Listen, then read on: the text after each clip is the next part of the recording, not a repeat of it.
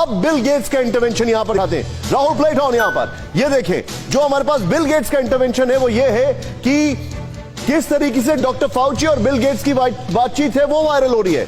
अब देखिए मार्च अप्रैल में ही अमेरिका ने as far as I remember शायद जून जुलाई में अपना ऑर्डर पहला प्लेस किया है, लेकिन मार्च अप्रैल में बातचीत चल रही है। द वॉशिंगटन पोस्ट ने डॉक्टर फाउची और बिल गेट्स की बातचीत, जो बीच हुई बातचीत, वो भी सार्वजनिक की है। जरा प्ले करें इसको। यहां पर बड़ा इंटरेस्टिंग पार्ट ये है, प्ले करें।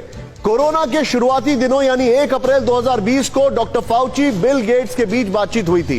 नेक्स्ट, पूरा ओवरऑल वॉल दिखा रहा हूं। टेलीफोन पर हुई बातचीत में डॉक्टर फाउची ने बिल गेट्स और मिलिंडा गेट्स फाउंडेशन को कोरोना वैक्सीन बनाने के लिए कहा था। एक ईमेल में बिल गेट्स से डॉक्टर फाउची कहते हैं कि उन्हें सरकार के साथ मिलकर काम करना चाहिए। अब ये जो फैक्टर है, ये फैक्टर क्या है? मैं पिनाक सर के पास आना चाहूंगा। सर, वैक्सीन के बारे में मैं अगर सीक्वेंस ऑफ इवेंट देखूं, पहली वैक्सीन आई है अप्रैल और मई में, इनकी बिल गेट्स से बातचीत हो रही है। पहली वैक्सीन पिनाक सर आती है चाइना की मई में, जिसको जून में ट्राई किया जाता है। पहला वैक्सीन का ऑर्डर अमेरिका की तरफ से फाइजर के लिए प्लेस किया जाता है अप्रॉक्सीमेटली जून जुलाई में, जब उसके ट्रायल्स चल रहे थे, उसको अप्रूवल नहीं मिला था, उन्होंने ऑर्डर बुक करना शुरू कर दिया था।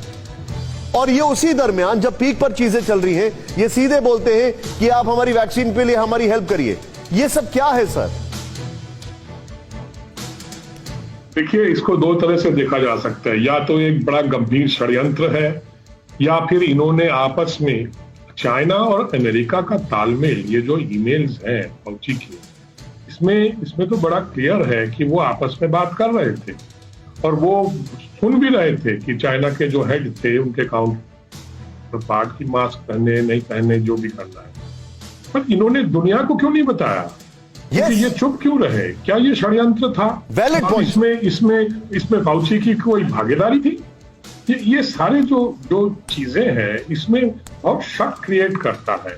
चाइना का तो षड्यंत्र थोड़ा सा रुकूंगा तो और मैं आप ही से एक सवाल पूछते हुए अपने दर्शकों को एक इंफॉर्मेशन दूंगा। आप पिनाक सर ये देखिए, जो वहां के जो वायरोलॉजिस्ट हैं, जो वहां के महामारी एक्सपर्ट हैं, वो डॉक्टर फाउची को बता रहे हैं कि मास्क जरूरी है, आपने क्यों मना कर दिया। लेकिन अब आप ये देखिए, WHO तब ये नहीं बोल रहा है कि एरोसोल से फैल रहा है। ये क्या समझा जाए? इसका मतलब इंफॉर्मेशन, दो दुनिया के बड़े वायरोलॉजिस्ट बात कर रहे हैं और वो WHO से इंफॉर्मेशन नहीं शेयर कर रहे हैं। देखिए, दो चीजें हैं इसमें। एक तो इसमें जाहिर हो जाता है को मालूम था कि इसको कैसे इसको टैकल किया जाए, पर उन्होंने दुनिया को नहीं बताया, फाउची को बाद में बताया। और दूसरी चीज ये है कि ये लीक कहां से हुआ, तो उनको मालूम था कि लीक कहां से हुआ है। चाइना को सब मालूम था और वो चुपचाप रहे, क्योंकि वो अपने आप को एक्सपोज नहीं करना चाहते थे कि वहां ओरिजिन वुहान से है। तो ये सारा जो है षड्यंत्र है, या डिसइंफॉर्मेशन है, या मिस इन्फॉर्मेशन है, और उनको पता था, इसीलिए उन्होंने वैक्सीन पे काम शुरू कर दिया पहले, बाकी दुनिया को नहीं बताया, और WHO को वो दूसरे तरह का इंफॉर्मेशन देते रहे।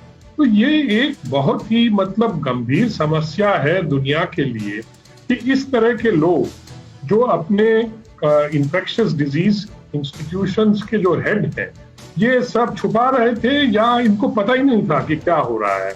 मुझे तो लगता है कि इसमें एक मिश्रण है, कुछ तो इनको पता नहीं था कि क्या चीज है ये, क्योंकि अब तो लगता है कि ये ह्यूमन इंजीनियर्ड वायरस है, ये नेचुरल वायरस भी नहीं है। एब्सोल्युटली, ये भी अब लग रहा है। इसीलिए बाइडेन ने तो पिनाक सर, मैं थोड़ा सा आगे बढ़ूंगा और आपसे और सवाल भी पूछूंगा।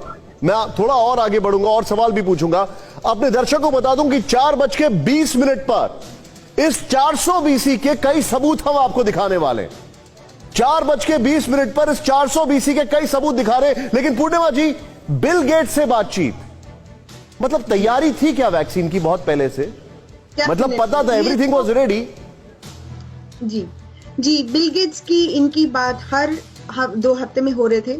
एंड हमें ये भी पता होना चाहिए कि जो बिल गेट्स है, इनकी टेंटेकल्स हर जगह में फैला हुआ है। First of all who co उन्होंने $4.3 बिलियन दिया है। सिर्फ हु नहीं, लेकिन ऑक्सफोर्ड यूनिवर्सिटी से लेकर NIH, इवन डॉक्टर फॉची, एवरीबडी, सबको पैसा मिला है। ये इनकी जो टेंटिकल्स है हर जगह में फैला हुआ है। सो हमें एट द सेम टाइम आपको पता होगा कि जब हमारे यहाँ पे पेंडेमिक में पहले घोषणा किया गया था, the same time similar time में नेटफ्लिक्स में पेंडेमिक आया था जो ओबामा का डील था। तो ये जो पूरा major corporations, pharma industries, vaccination drive for Bill and Melinda Gates, ये बहुत मैम मैं एक क्योंकि हमारे साथ डॉक्टर साहब मौजूद हैं, डॉक्टर रवि सर, एक चीज मुझे बताइए। Soumya Swaminathan, chief scientist WHO से हमारे चैनल ने बातचीत की। वो इंटरव्यू मैंने किया था अप्रैल में, if I am not wrong, April या मई में। उन्होंने कहा कि वैक्सीन आने में समय लगता है। दुनिया का रिकॉर्ड है कि कोई भी वैक्सीन जल्दी नहीं बनती, 5 साल 10 साल लग जाते हैं। यहां पर मेहनत से काम किया, लेकिन ये पहले से ही बिल और मेलिंडा गेट्स से बातचीत कर रहे थे वैक्सीन के लिए। क्या ये डाउट नहीं क्रिएट करता? बहुत ज्यादा डाउट क्रिएट करता है निशांत जी। एज अ मेडिकल स्पेशलिस्ट आपको बता दूं, वैक्सीन आने में 8-9 साल लगते हैं, और इतना तो हमें भी मालूम नहीं था कि 10 महीने के अंदर अंदर जो है वैक्सीन हमारे हाथ में होगी, बल्कि 7-8 महीने में वैक्सीन हमारे हाथ में होगी। लेकिन अगर ये उस शुरुआती दौर के अंदर ही ये बातें शुरू हो गई हैं तो डेफिनेटली ये काफी सस्पिशन की बात करते हैं, और सस्पिशन बहुत सारी और बातों पे भी आता है।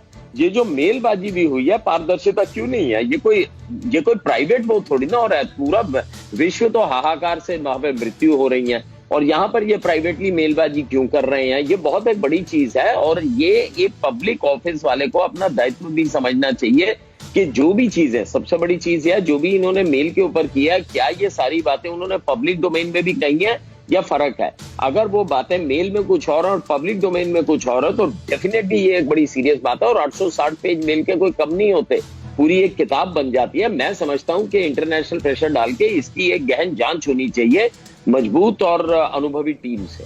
80 साल के हैं डॉक्टर फाउची। फिक्र आपकी, सोमवार से शुक्रवार रात 9 बजे सिर्फ TV9 भारतवर्ष पर।